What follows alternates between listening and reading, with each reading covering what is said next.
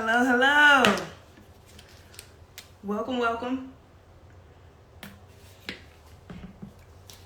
I hope you are doing well today. All right. Come on in, come on in. Hey. Hey. I know I'm popping on at a very random time, okay? It just came to me and I'm like, I'm gonna talk to the crew. Like, we need to have a quick chat, okay? It's been on my mind today. Hey, Axel. You finished eating your food? Okay. Let me wipe your eyes. You did very good. I'm proud of you. Okay? Love you. Okay, go sit down. Wait on mommy. I'm only going to be on for maybe 20 minutes. Okay? Wait for mommy, and then we'll go night-night. Okay?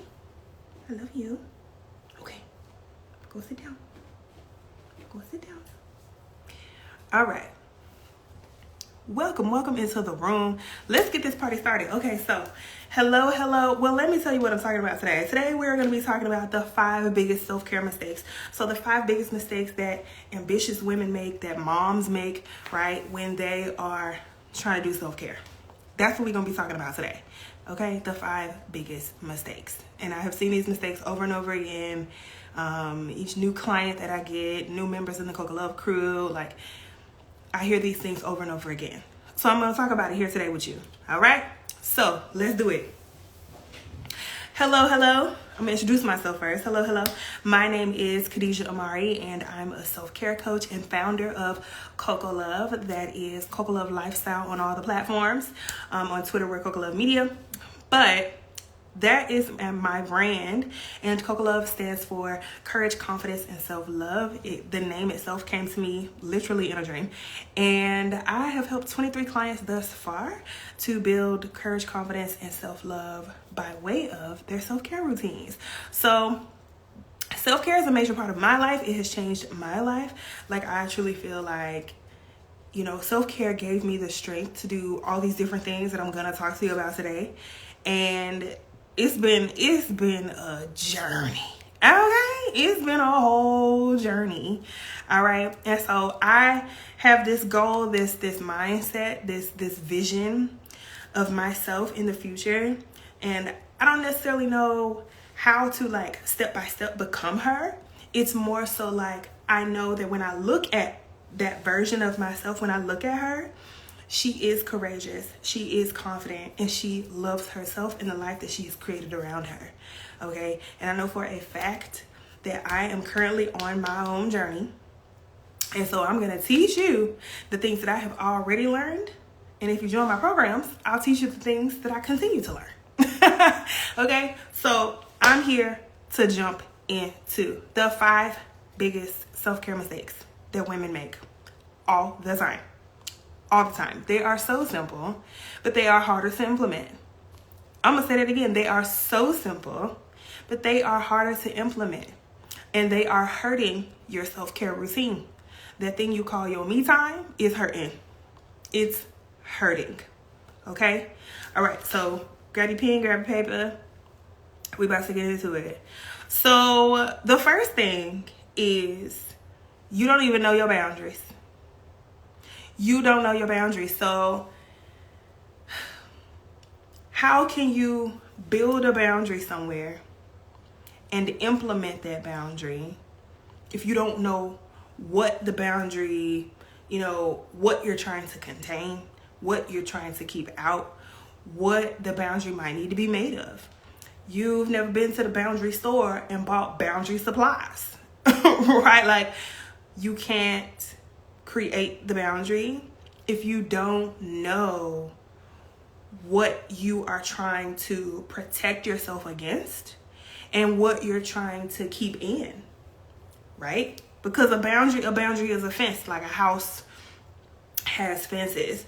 Even the door. Like, if there was a burglar trying to get in and trying to get your stuff, right? Well, I just feel like nothing's crawling on me. I don't know why I feel like something was crawling on me. Whatever. If somebody is trying to get into your house, right? And you have automated everything, right? Let's just say you happen to be rich and your whole house is like automated. So you could just tap a switch and close the gate, right? You can tap a switch and double bolt lock your doors, right? The front door, the door, say you got like a little hallway, like a foyer. Maybe you have, like there's layers to the home, right? And you are able to lock down, you know, the downstairs. If there's like a door that goes to upstairs or downstairs, maybe you're able to lock those doors, right? So you're able to create more and more barriers so that this burglar is unable to breach the initial boundary, which is the gate outside, right? You're gonna have to fight to get past that boundary. Okay, then you're gonna have to fight to get in the front door. Then you have, once you get in the front door, you're gonna have to fight to get to any other level. You're gonna have to fight to get upstairs or go downstairs. You're gonna have to fight because of the way that your house was set up, and you knew that a burglar was on the way for whatever reason. I mean, I don't know why somebody would know that a burglar is on the way to their house, but just follow my analogy here. It's gonna make sense.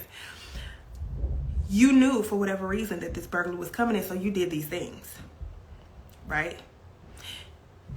You created layers of barriers, layers of a boundary so that they would not be able to get to you. And you did it intentionally. And you knew exactly what you needed to do because this is your house. You know where the controller is that controls all the locks. You know all this stuff. You are well versed in where the boundaries are and how to enable them and how to disable them. You know all the things that there is to know about your boundaries. But you cannot turn on no alarms, turn on no bolt locks, turn on nothing if you say you didn't get this stuff installed. Say your husband got it installed, or your best friend had it installed, or your mom had it installed. Maybe it was against your will. Somebody else installed these boundaries and you don't have no idea that this whole ginormous alarm system even exists. What do you do in that scenario? There's a burglar coming to your house. Still, same scenario. Do you even know that you can go find a switch somewhere in the house and turn it on and it'll lock the gate in a certain type of way? Do you even know that you can turn on the switch and it'll lock the door in a certain type of way, that it'll lock all the doorways to the stairwells in a certain type of way? If you don't know that, and if you don't know where the remote control is, if you don't know any of these things, you're more than likely going to run around the house closing doors manually. It's going to turn into a gruesome task. It's going to turn into something that you are expending a lot of energy doing, and you're failing.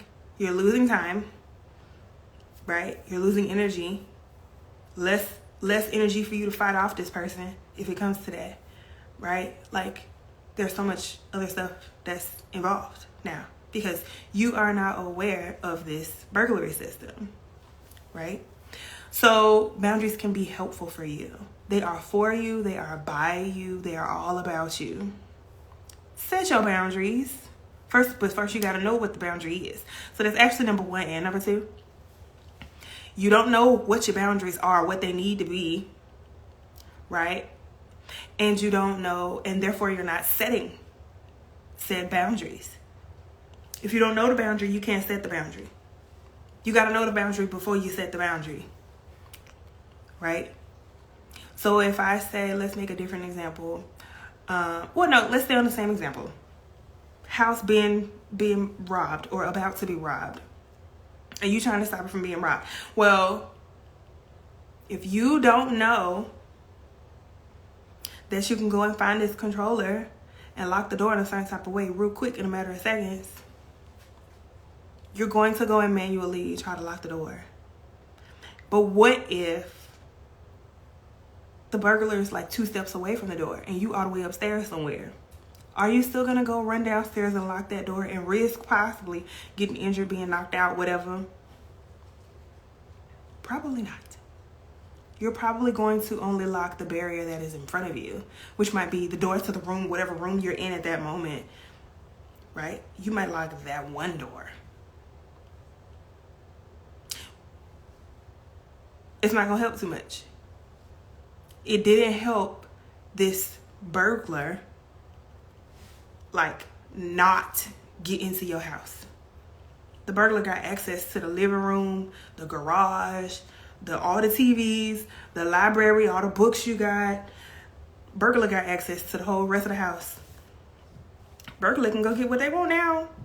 Burglar is in there, in that thing. But that was because of essentially poor planning, right? And poor, in the case of you not knowing where the remote control is, that was, poor planning. But also you being unaware of what you need, you being unaware of the things and the tools, the resources that you do have available to you. You could have gotten to know the house a little better when you came home and there was a new room, or you came home and you never went into this other room that is there, but you just never go into it. You need to case your own house. Look at all the rooms in your house. There's a control room in there. Oh, voila, you found this control room. Now you start calling people, figuring out, okay, what is this? Hubby or mom or whoever was here last who got this stuff installed. Learn more about that control room, learn more about all these controls, how you can make them portable, blah, blah, blah, and boom, now you're aware and you know, right? But if you don't take that time, you don't know those things, and therefore it's unusable for you, okay? So know what your boundaries need to be. Then set the boundary. What does that mean? So when something is happening, boom, you recall the boundary, then you set it. You got to let somebody know what the boundary is. Preferably before they cross it. Like if you see that they're getting real close, but that's my personal opinion. When you see somebody getting real close to the boundary, let them know what it is. Hey, excuse me. Right? Or if there's an opportunity straight up, off rip, up front, to let somebody know that this particular thing is a boundary for you, right? Sometimes there's openings where you can let people know what your boundaries are. Like say, first meeting, somebody goes to shake your hand, right? Either shake a hand or give a hug. You can let them know right then and there. It's the very first time y'all greeting each other. You can let them know right then and there. It wouldn't be awkward. It would just be, this is what they know about you. Don't give that person a hug, or don't give that person a handshake. They only want fist bump, right? That's perfect time to know. Versus y'all want to greet each other. They open their arms for a hug. You want to do a fist bump, but you decide to go in for the hug as well. And so you hug them. Say this is your 5th time seeing them in person. Every single time you have reciprocated the hug, and now you're feeling awkward because you don't want to give this person a hug. Well, it's going to be a little bit jarring now when you let this person know that you actually never really wanted to give them a hug. It's going to be pretty jarring. Now they have to relearn something new about you that could have been learned initially. They could have just understood you as, boom, this person, this thing, got it. I will do my best not to cross that boundary, period. I want to respect that person. But because either you didn't know what your boundary was, or you did not set the boundary with this new person, they cannot help you enact your boundary. They cannot stay within the limits, right? So boom, know your boundary, set your boundary. Okay, boom, I got 10 more minutes. So that's 1 and that's 2. So the third thing is taking on too big a task. So many women that I meet, they truly believe that self-care is supposed to be this ginormous event, this huge undertaking, a massive task that they need to get done. No, number one, it's definitely not a task. It's not just something you just do like willy-nilly. No. Be more intentional about it. And make sure that it is enriching for your life, that it's actually relaxing you, it's actually rejuvenating you, all of that stuff, right? But it does not have to be a grandiose vacation, a $2,000 ordeal. It doesn't even have to be a $200 ordeal. Your self-care time could cost you $0. It can cost you $1. It can cost you $5. Your self-care does not have to be a ginormous event. Okay? It does not have to be a ginormous task or a ginormous event for it to be relaxing, rejuvenating, or refreshing for you. Point blank, period. Get that out of your mind. It does not have to be any of those things in order for it to be helpful for you in that way. Okay, that's another big mistake. That's the number 3. Number 4 is not doing self-care in the meantime. So if you are the person who, for whatever reason, you feel like self-care has to be this ginormous thing. We have to do the family vacation. We're going to Disney World. That's going to be my self-care. I'm going 6 months from now. I'm going to do this whole spa day situation. Like, I'm going to spend the whole day. I'm taking off of work. I'm doing all of this stuff. And it's going to be a thing. Okay, that's great. Those things sound very fun. However, what are you going to do in the meantime, in between time? Those 2 events are 6 months apart. You're going to need self-care in between those 6 months. You're going to need self-care when you're at Disney World hanging out with the family. You're going to need self-care during that time. You're also going to need self-care the following month. You're also going to need self-care the next month in between that. We're 3 months before your next planned self-care event. This is what I mean by self-care does not have to be a ginormous undertaking. It does not have to be this massive event. Self-care can be as simple and as small and as free as you centering yourself. You could be at your work desk. You could be in front of your kids. Okay? You center yourself and you just breathe. You say,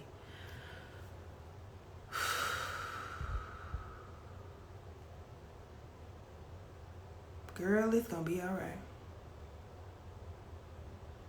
And relinquish all the things that's troubling you. Relinquish the worry. Relinquish the stress. Say, look, this stuff ain't gonna kill me today. Period. I'm not gonna let it. I am not gonna let any of this weigh me down.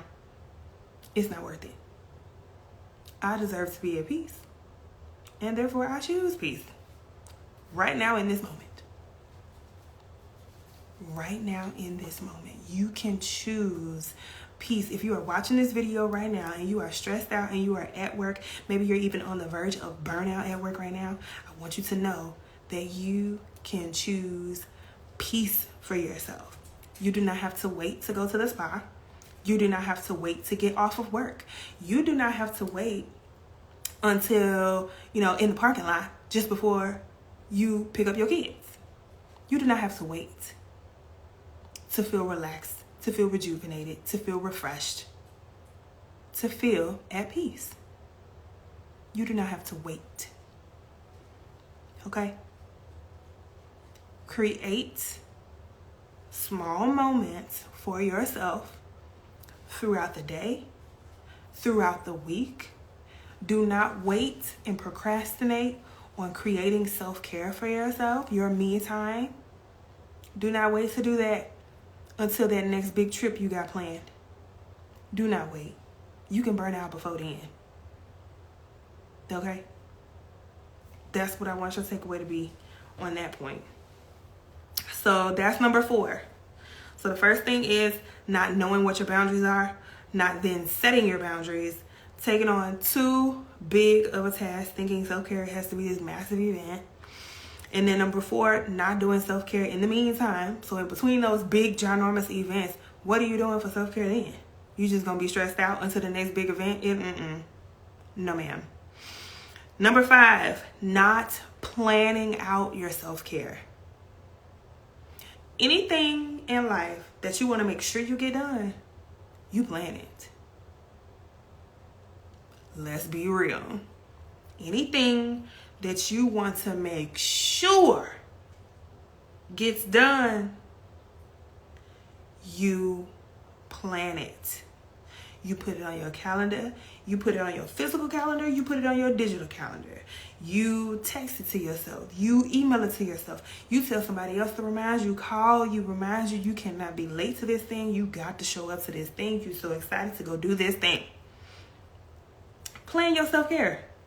Put that same type of energy into your self-care. Specifically into things that help relax you. Okay? Specifically into things that help calm your nerves.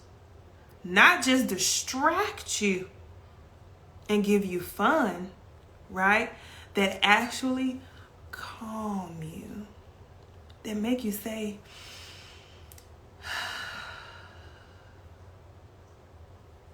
this is so peaceful. Those things that bring you peace. Prioritize those things by planning them into your day, into your week, into your month. And if you want a good book that I believe will help you do that, read this book called Atomic Habits.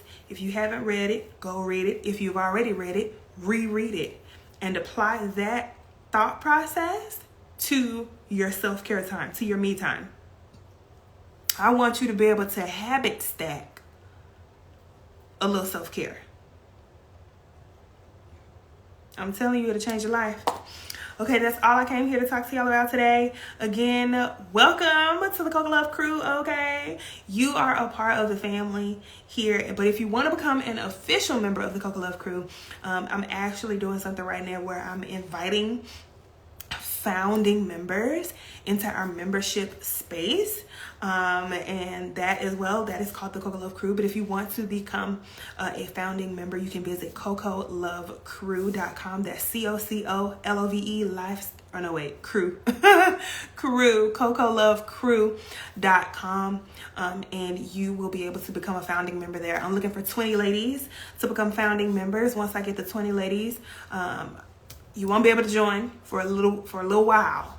Okay, I'm just looking for my founding ladies, and we are going to be kicking it inside of the crew. Okay, we're going to be kicking it. We're already in there having fun and learning more about our self-care and doing a thing together. Okay, it's so cute. Like, I'm getting so much joy from the Coco Love Crew right now. Like, it's fun. It's fun. It's so good and nice to see everybody's wins each week, to see everybody making their goals.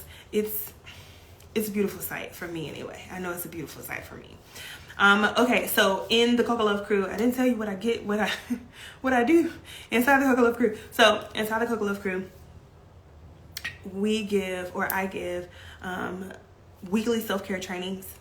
We have a community space where it's like, it's set up in an app that you can use on your desktop or on your phone. So it can be mobile if you desire it to be mobile. And so you can talk with us back and forth. There's no distractions. There's no social media. There's none of that. So it's just you and the rest of the ladies in the space with me, of course. And we're able to talk back and forth to one another. I go live in there once a month. And I have a live training. And it's like girls' time. You know, like I do a training, but I'm also checking in with everybody. Like, we're holding each other accountable to getting our self-care done, right? And we're all learning and growing together, okay? Even me, like, I put my goals in there and I get held accountable too. So, like, it's helpful for even me. So yeah, I invite you, if you are an ambitious woman who wants to be supported on your journey of self-care, on your journey of figuring out how to prioritize your peace and elevate your self-care routine, come on into the Coco Love Crew. It's a very supportive membership, and I would love to have you in there because I believe that we all need self-care, and sometimes we need a little extra oomph to get it done, okay?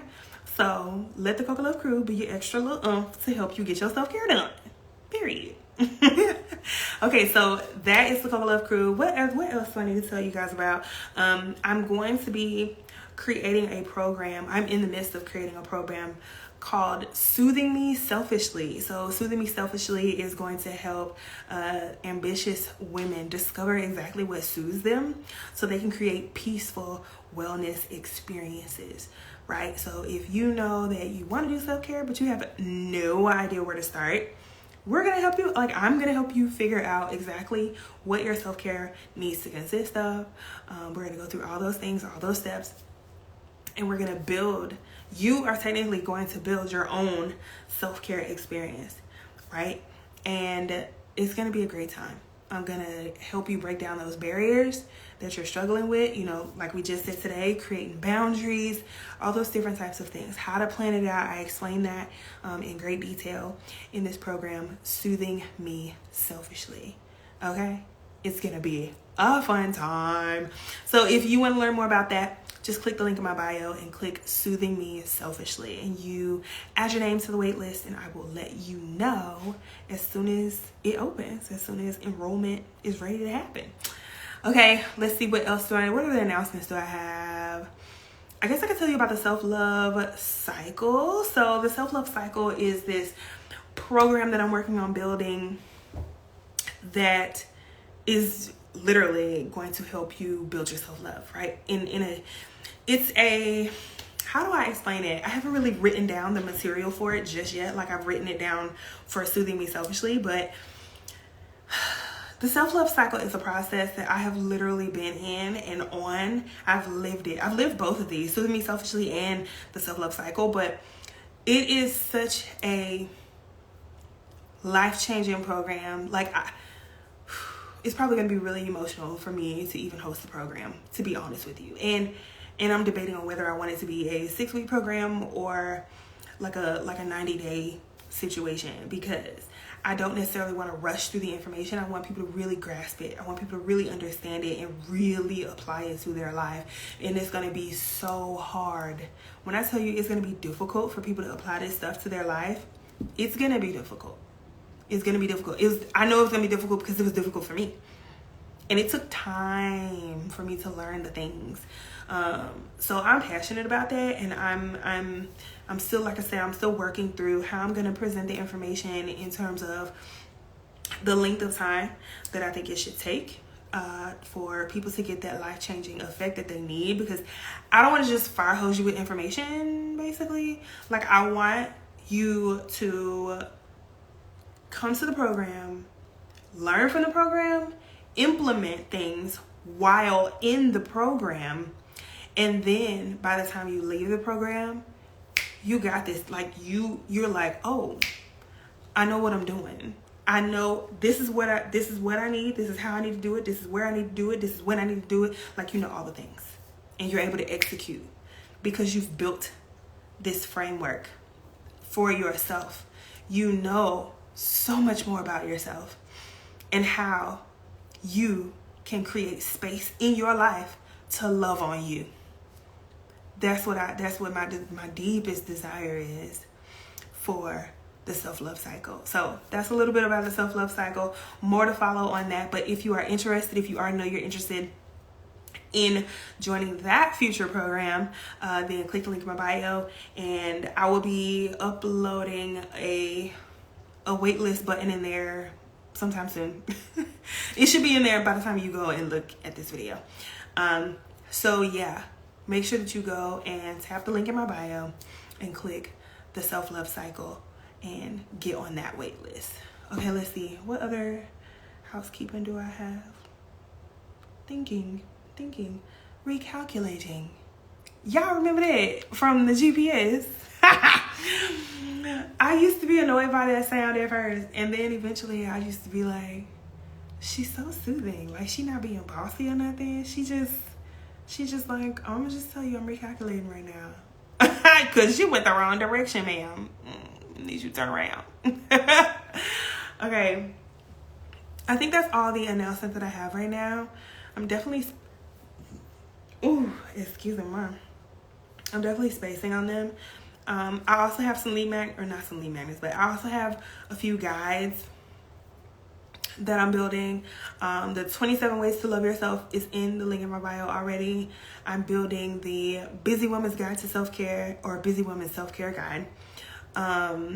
That's at the link in my bio right now. That's if you want some products from me already. But I am working on building the things, y'all. I'm super excited to help you ladies get your self-care together. Look, and if you're gonna work with me, come ready to work. Come ready to work, because I'm going to challenge you. I'm going to challenge you, and it's gonna be tough, but it's gonna be so rewarding. So rewarding. Oh my gosh, so rewarding. I am very happy that you have hung out with me for, I don't know how long it's been. Maybe it's been like 30 minutes. I do apologize, because I know I said I wanted to only be on here for 20 minutes. But thank you so much for hanging out with me. I have had fun. I hope you have had fun. I hope you've learned some things. Okay. I hope you have learned some things about the biggest self-care mistakes that women tend to make. I'm more than likely going to upload this to the YouTube channel. Yeah, more than likely. I'm going to do that. I'll do that either tonight or tomorrow. I'm feeling really tired right now, so I'm going to do it tomorrow. Thank you guys for joining. I will catch you in the next video. Okay? Bye.